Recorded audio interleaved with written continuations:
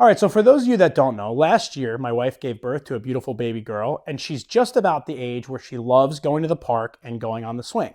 The only problem is the park isn't at our house, and she's really too small for like a full-size swing set. So I decided I wanted to make her something that we could have at home, that she could go on a swing in our yard in case we don't have time to make it to the park. I wanted to design something really simple. Of course, when she's older, I'm gonna build her probably the largest and most complicated swing set that I possibly can.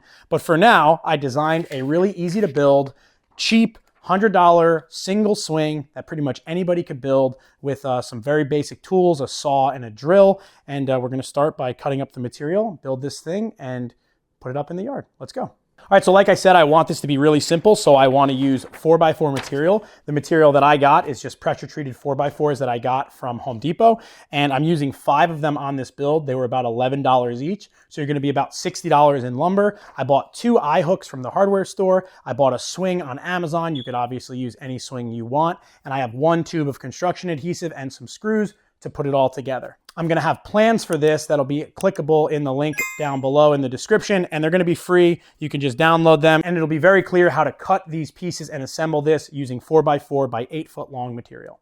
So let's start cutting stuff up. So to cut up this material, I'm gonna use a 12-inch mitering chop saw. You don't need to use this though. It's just gonna take a little bit longer to lay out your cuts if you use a circular saw.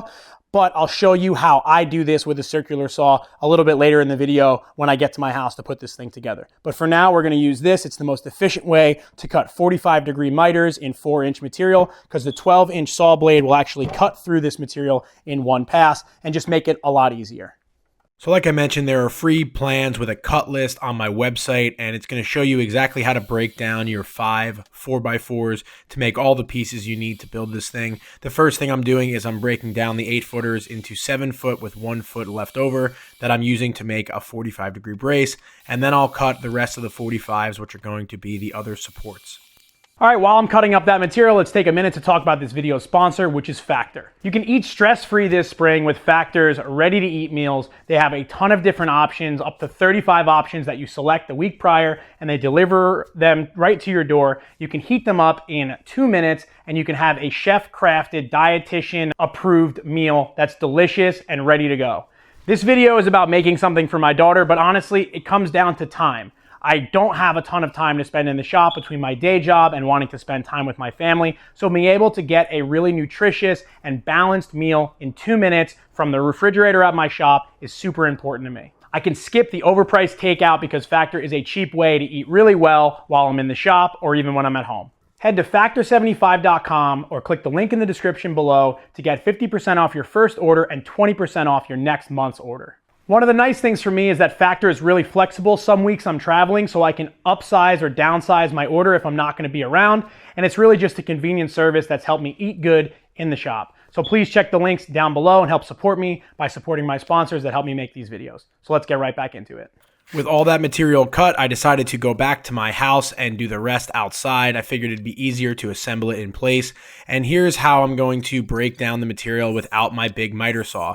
So basically just using a speed square, a little kind of framer square, and my circular saw, I just mark both sides and cut from both sides in order to cut through that 3.5-inch material. All the cutting is now done, and now I'm going to grab some construction adhesive, and I marked out the center of those bottom pieces, and I'm just putting construction adhesive on all my joints here just to help kind of bond things together. I'm using some long exterior wood screws to join that sort of T-joint, but really all the strength is going to come from this 45-degree bracing. I'm using these Phillips Screw Company Velocity screws, which I've been using a lot recently, and they're great for this kind of application. They drive really well, and they have a really good tip and kind of interface on them, little star tip that bonds and holds really well. So I'm just sort of toe screwing everything and trying to make sure everything stays nice and square, and then go ahead and make the other post. This is really simple, but obviously it would have been a little bit easier to do this on like a workbench or on something that was a little flatter, even if I had like a patio or a driveway. The only thing you want to be careful of if you're using construction adhesive is that glue will typically run out of the tip of your caulking gun. So I didn't want to get it on the pavers behind me, so I decided to do it in the grass. That way, once it was dry, I could just pick it up. So glue on everything, some screws in every joint, and you can see me checking for square. And that little square isn't really enough to square up 7 feet, but it gets you pretty close, and then you can sort of tune it up as you go. Now, with both of those done, I could attach the crossbar, which is basically what the swing's going to hold on. Unfortunately, my camera got out of focus, but you get the point. I'm putting on one of the braces, and then I'm going to go ahead and drag this over to put the other brace on. That was that little 1 foot 45-degree brace that I cut out of the 7-foot piece. I'm trying to be super efficient with my material on this project, and the only thing left over is going to be 1/2 of one of these 8-foot 4x4s. Now, you could use that up by making this whole thing wider, but I figured because I'm not anchoring it into the ground permanently, I wanted it to be relatively small so it wouldn't have a ton of leverage to move over.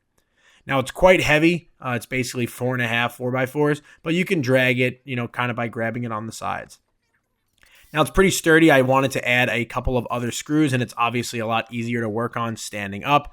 And it's a little bit over 7 feet tall. And here's a little trick to put those eye hooks in. You put in a screw and then remove it, and it basically acts as like a pre-drill. And here's the little swing I got on Amazon for about $30. It came with the ropes and the hooks on that. You can see it's quite sturdy. I can hang from it, no problem. And keep in mind, the glue isn't even dry yet on this. So as it dries, it'll get a little sturdier. And then I decided to kind of do one more thing. I had some plumbers working at my house, so I asked them if I could borrow their drill, and I just used a 1-inch auger bit to drill some holes in these feet that I could then add some stakes to. I got these stakes from my local building supply, but I'll put a link down in the description to another version of these you can get on Amazon. And by driving these in, it's just a little more sturdy into the ground. You can see it doesn't have a lot of side-to-side movement, and it's quite strong vertically and in that sort of swinging motion. Hung up the swing and gave my daughter a little bit of a test run, and honestly, I think she really likes it. This swing is a lot better and a little safer than the ones at the local playground because it has that back support for her because she is only 7 months old, and I'm really happy with how it came out. Now we don't have to go to the park. She can just swing at our house, and we don't have to worry about anything. So check the link down below for plans, and you can build one of these yourself. It only takes a couple hours. Thanks for watching.